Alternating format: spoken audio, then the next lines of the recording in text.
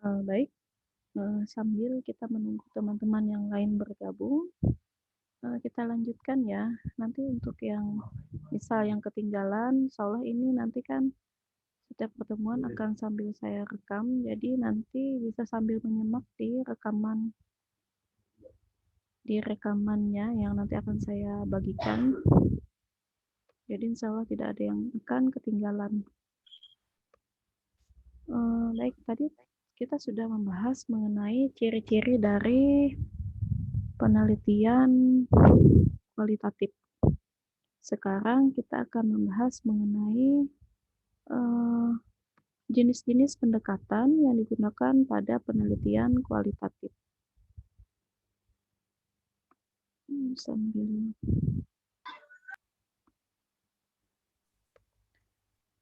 Baik, sambil menerima pertanyaan. Yang pertama, untuk pendekatan pada penelitian kualitatif itu adalah studi kasus. Ada studi kasus, kemudian ada studi naratif, kemudian ada fenomenologi, kemudian ada grounded theory, dan ada etnografi. Ini adalah jenis-jenis atau pendekatan yang bisa digunakan pada penelitian kualitatif.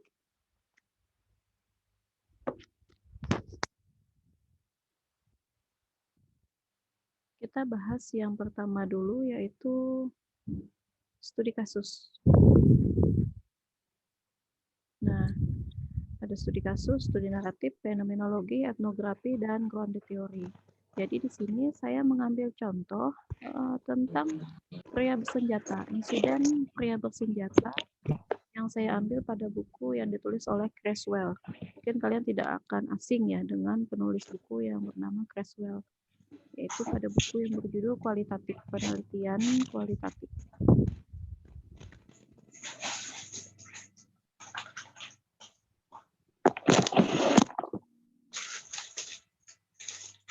Baik, pada studi kasus, pada penelitian kualitatif menggunakan pendekatan studi kasus, yaitu pada insiden pria bersenjata tadi. Tema pada penelitiannya adalah respon dari terhadap mahasiswa bersenjata yang melakukan penembakan kepada mahasiswa-mahasiswa yang ada di kampus. Nah, pada pendekatan studi kasus ini yaitu untuk menyajikan, memaparkan materi terkait reaksi kampus terhadap insiden yang terjadi. Saya cari dulu yang belum mood. Baik. Menyajikan reaksi kampus terhadap insiden pria yang bersenjata. Nanti kemudian datanya menyajikan terkait mendeskripsikan latar atau proses kejadian insidennya, kemudian memaparkan tema-tema penting, misal terkait tema ketakutan dan sebagainya. Kemudian ketika misal kalian ingin melakukan penelitian menggunakan pendekatan studi kasus pada tema ini, kalian akan segera mengambil data, segera setelah kejadian hingga 2 minggu setelahnya, hingga kurang lebih 2 minggu setelahnya. Kalian nanti melakukan wawancara, observasi terhadap para mahasiswa yang mengalami insiden tersebut. Kemudian nanti tujuan akhirnya adalah kalian bisa memberikan sebuah usulan rencana bagi pihak kampus dalam menghadapi insiden yang serupa, ataupun usulan rencana penanganan jika hal tersebut kembali terjadi lagi di masa datang. Nah, pertanyaan penelitian yang dapat kalian berikan kepada subjek penelitiannya adalah, misal apa sih yang sebenarnya terjadi, kemudian siapa yang terlibat dalam penanganan insiden tersebut, kemudian bagaimana tanggapan yang muncul, kemudian paradigma apa yang dikembangkan atau yang muncul setelah adanya insiden tersebut, serta konstruksi teoritis apa yang membantu peneliti dalam memahami respon kampus terhadap insiden tersebut, yaitu insiden pria bersenjata ya di kampus. Nah, ini adalah contoh penelitian kualitatif dengan menggunakan pendekatan studi kasus. Kemudian yang kedua, yaitu studi naratif. Nah, kalau studi naratif, itu sudut pandangnya dari merupakan studi biografi interpretatif dengan pendekatan naratif, yaitu mengambil sudut pandang dari pihak lain yang juga sebagai korban ya atas insiden tersebut, tetapi dia memiliki biografi yang sama dengan pelaku. Jadi di sini pelaku adalah ras dari Afrika Amerika. Nah, kemudian si peneliti itu melakukan wawancara terhadap profesor di kampus tersebut yang juga memiliki ras yang sama dengan pelaku, yaitu Afrika Amerika. Paham ya? Jadi di sini dia hanya melakukan wawancara kepada satu orang yang memiliki biografi yang sama. Jadi dia melakukan wawancara sehingga nanti tujuan akhirnya adalah dia ingin mengetahui bagaimana sih pengalaman hidup sang profesor, memeriksa peristiwa kehidupannya, kemudian untuk mengetahui kehidupan pribadinya secara pribadi, secara sosial, secara interaksi, untuk mengetahui perspektifnya secara teoritis. Kemudian juga nanti apakah dia sudah pernah mengalami pengalaman misal kurang menyenangkan dari segi ras atau diskriminasi. Nah, sehingga nanti kalian si peneliti akan menemukan sudut pandangnya, sudut pandang dari profesor tersebut berdasarkan latar belakang budaya yang sama untuk melihat sudut pandang dari dia kepada pelaku karena mereka sama-sama memiliki biografi yang sama sebagai suku dari Afrika Amerika. Sehingga di sini bisa kalian lihat pertanyaan penelitiannya yaitu mengarah ke apa sih pengalaman hidupnya, bagaimana pengalaman hidupnya membentuk reaksinya terhadap insiden yang terjadi. Kemudian setelah kejadian tersebut, misal apakah dia akan terus mengajar, kemudian apakah dia juga mengutarakan perasaannya, tanggapannya terhadap kejadian tersebut, kemudian juga menanyakan terkait apakah dia melihat insiden tersebut sebagai bentuk konfrontasi dari kelompok rasnya. Jadi begitu ya. Kalau studi kasus lebih ke tanggapan, kemudian tanggapan kampus secara umum. Kemudian kalau studi naratif itu lebih ke tanggapan korban, tetapi yang memiliki sisi biografi yang sama dengan pelaku. Untuk melihat apakah latar belakangnya itu akan memberikan jawaban terhadap kenapa sih dia sampai melakukan hal tersebut si pelaku ya. Apakah misal ada kaitannya dengan diskriminasi yang dia hadapi dan sebagainya. Itu tadi untuk yang naratif. Kemudian selanjutnya yang ketiga. Kalau saya terlalu cepat, tolong disampaikan ya. Yang berikutnya adalah terkait fenomenologi.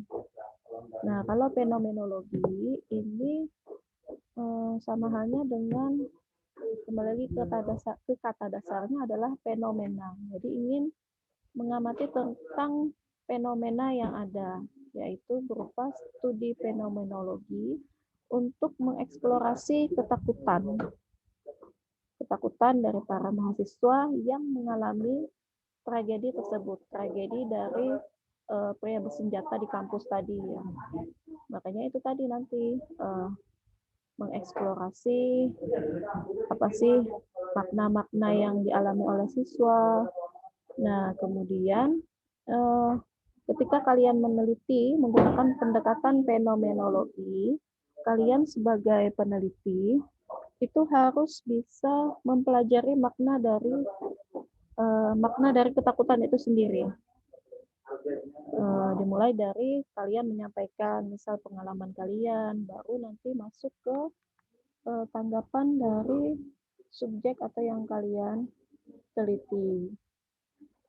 Makanya nanti pertanyaan penelitiannya lebih ke arah penelitian ketakutan apa sih yang dialami oleh mahasiswa dan bagaimana mereka mengalaminya, kemudian apa makna yang mereka artikan dari pengalaman tersebut dan sebagainya.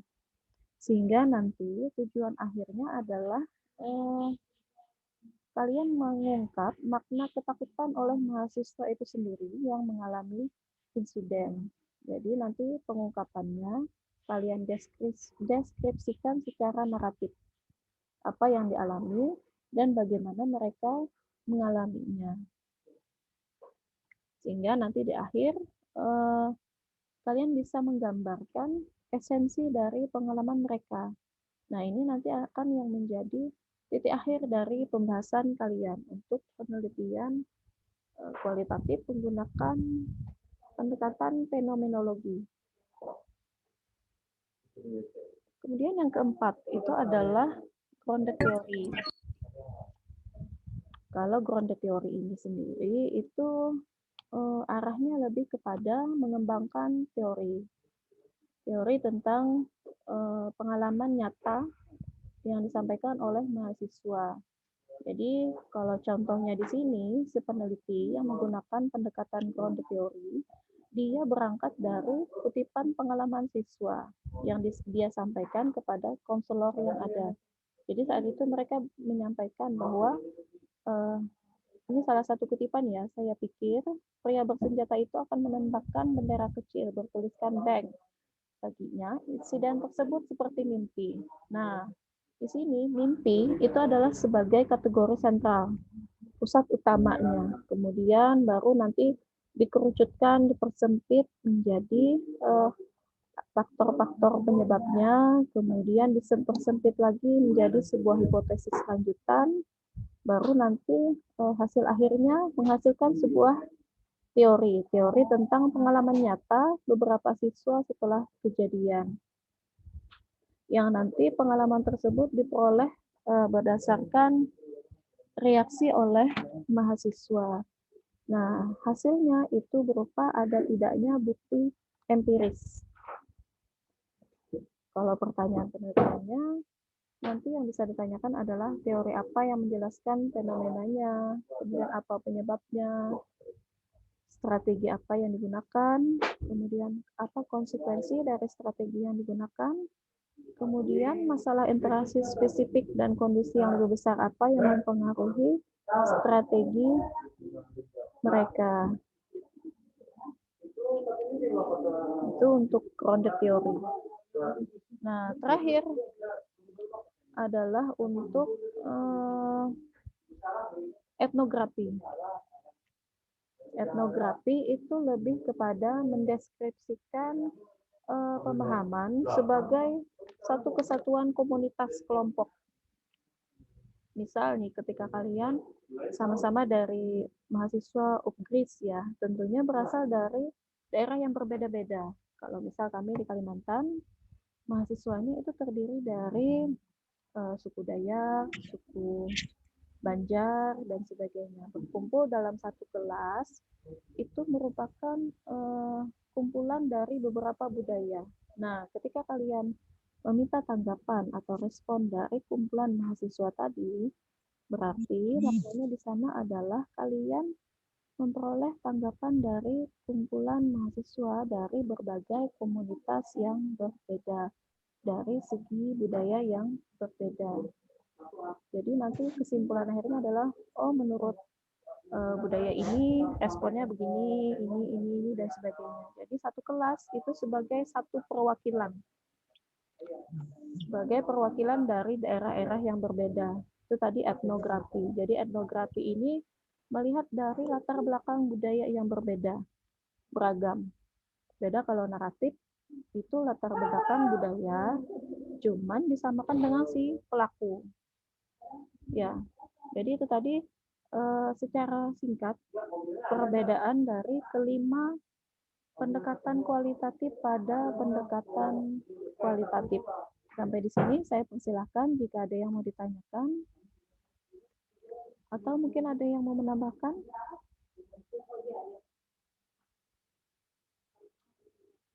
Silakan, saya persilahkan. Saya tunjuk aja ya. Wulan, silakan Wulan. Ada yang mau ditanyakan Wulan?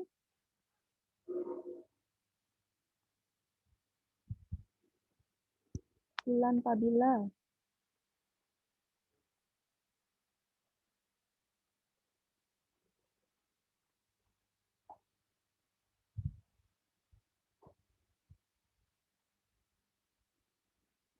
Tidak ada Wulan. Baik, kalau tidak ada Reza, Maharani Reza.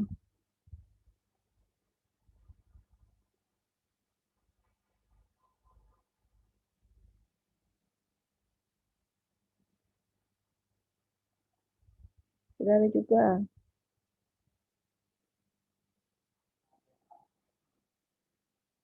Amiruddin, silahkan Amiruddin.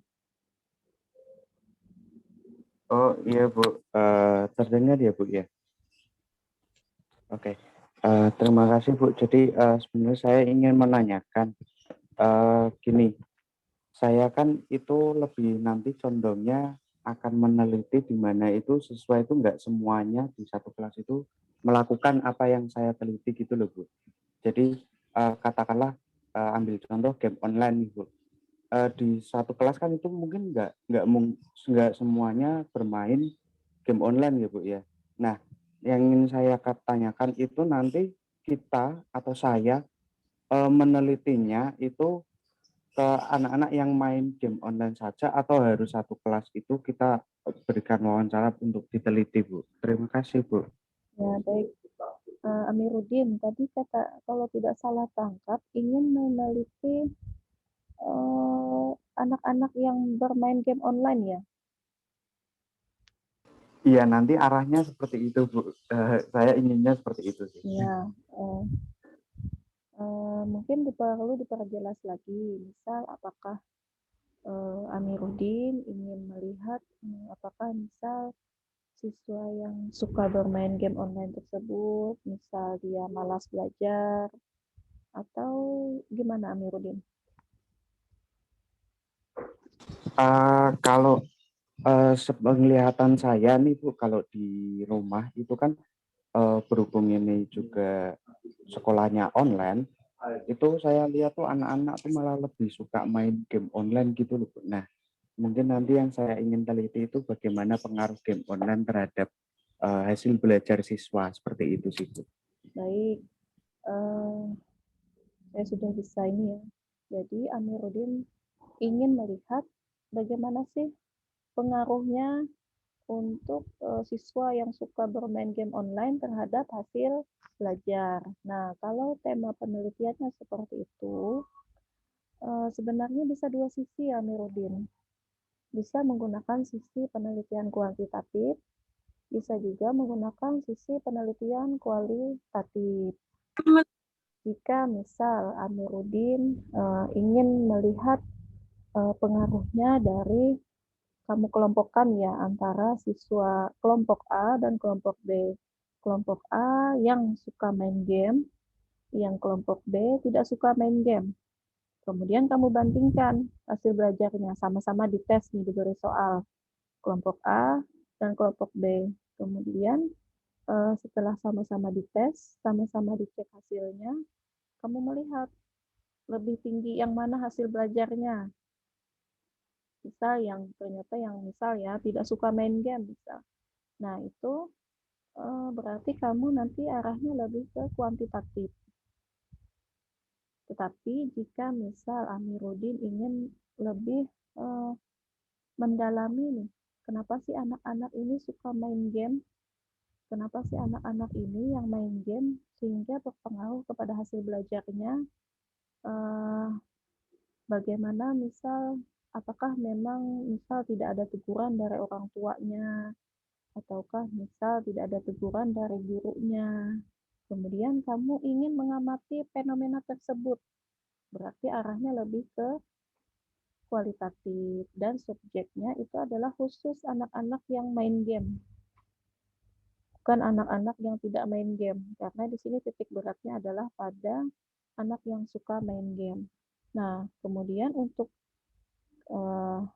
penelitian Amiruddin tadi termasuk ke pendekatan yang mana dari yang kelima tadi, misal apakah dia studi kasus, apakah dia naratif, apakah dia fenomenologi atau yang grounded teori, itu tergantung lagi.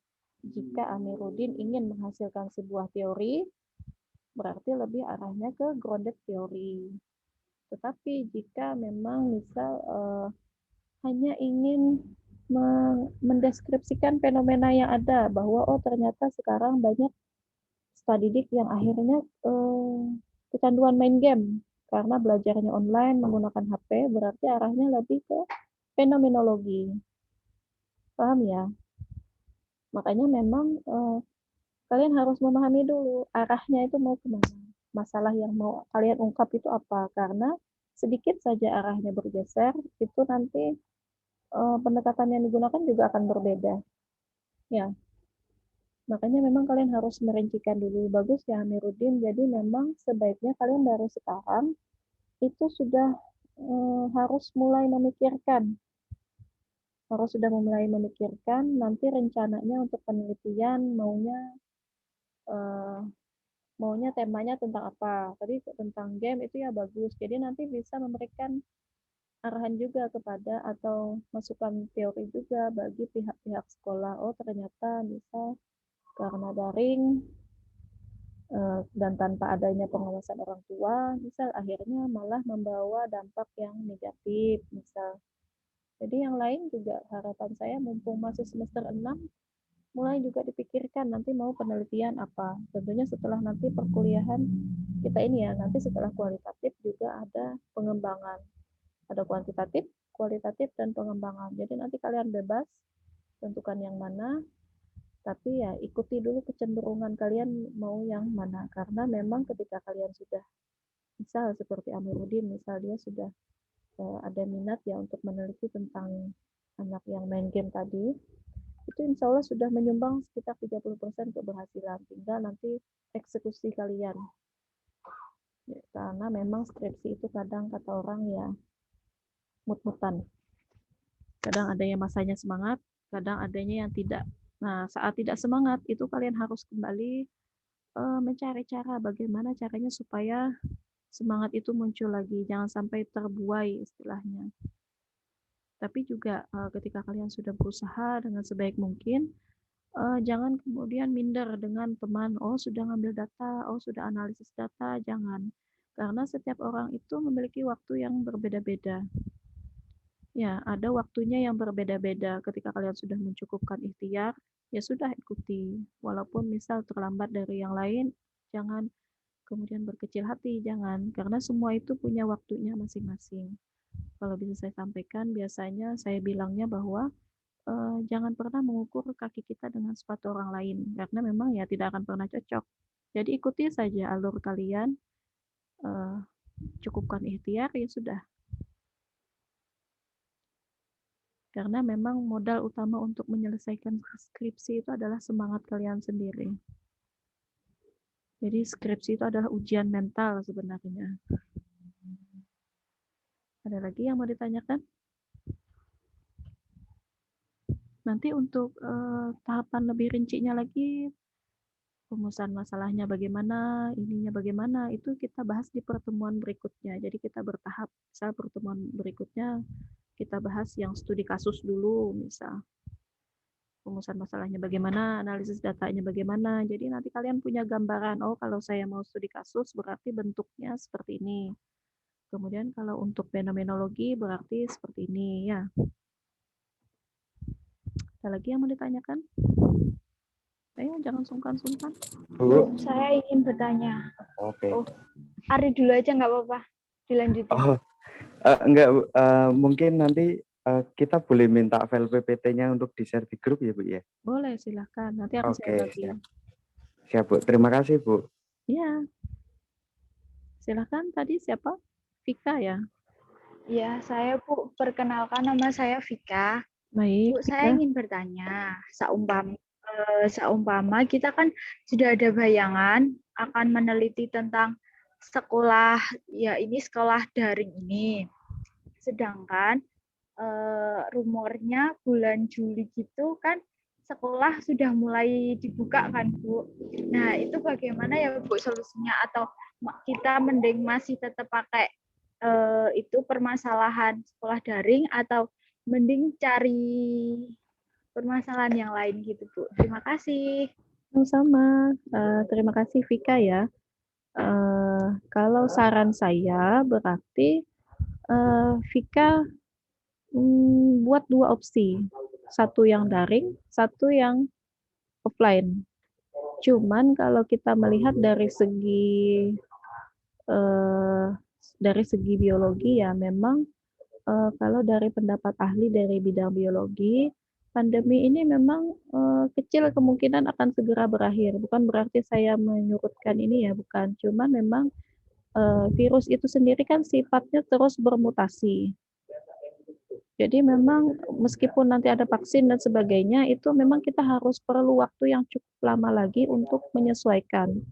Jadi kalau memang Vika ingin yang daring, kalau saran saya sih ya tidak masalah, tetap jalankan saja yang daring. Cuman kalau memang agak kurang yakin, siapkan judul yang lain, yang sekiranya tidak jauh kaitannya. Misal kayak Amiruddin tadi, yang satu misal yang khusus yang game, yang satunya dia mencari misal pengaruhnya terhadap yang kuantitatif tadi ya. Jadi satunya kualitatif, tetap yang game, sehingga nanti kalian tidak terlalu repot untuk mencari materi di bab 2. Jadi kalau selama temanya sama, insya Allah tidak akan repot. Beda kalau temanya beda, opsi satu kalian tentang anak main game, opsi 2 tentang model inquiry, misalkan jauh berbeda. Kalian akan kesulitan mencari teorinya. Dan mencari teori itu tidak bisa dalam waktu yang sebentar. Itu mungkin Vika. Baik, terima kasih Bu. Sama-sama. Ada lagi yang mau ditanyakan?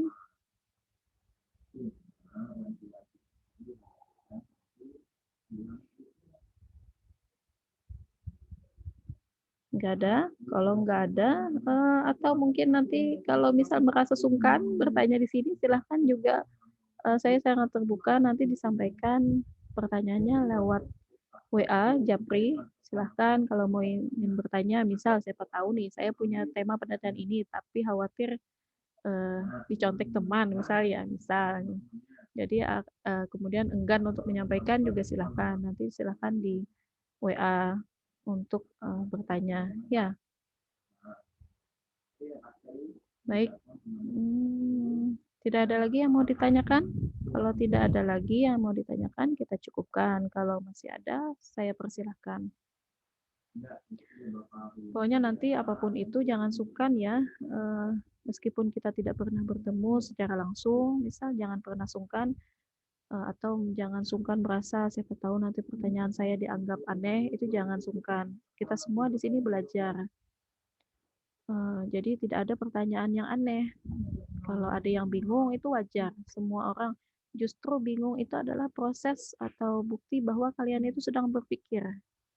Nah, itu yang penting. Kalau kalian tidak bingung itu justru mengkhawatirkan.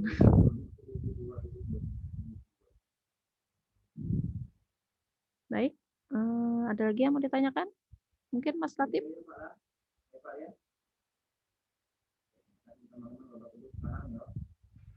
Belum, Bu. Baik, atau mungkin nanti jika ada yang ingin ditanyakan setelah melihat PPT-nya silakan disimpan dulu, dicatat, baru di pertemuan berikutnya ditanyakan ya. Juga boleh seperti itu. Jadi nanti silakan tulis beberapa pertanyaan, disiapkan, nanti baru ditanyakan di pertemuan berikutnya. Kalau saya tidak bisa menjawab, berarti nanti akan saya tampung dulu, baru kita bahas di berikutnya. Karena kita nanti akan lama bertemu ya, sekitar 8 atau 9 pertemuan. Jadi semoga tidak bosan bertemu dengan saya. Baik, kalau tidak ada lagi yang ditanyakan, berarti saya akhiri dulu perkuliahan perdana kita di pagi hari ini.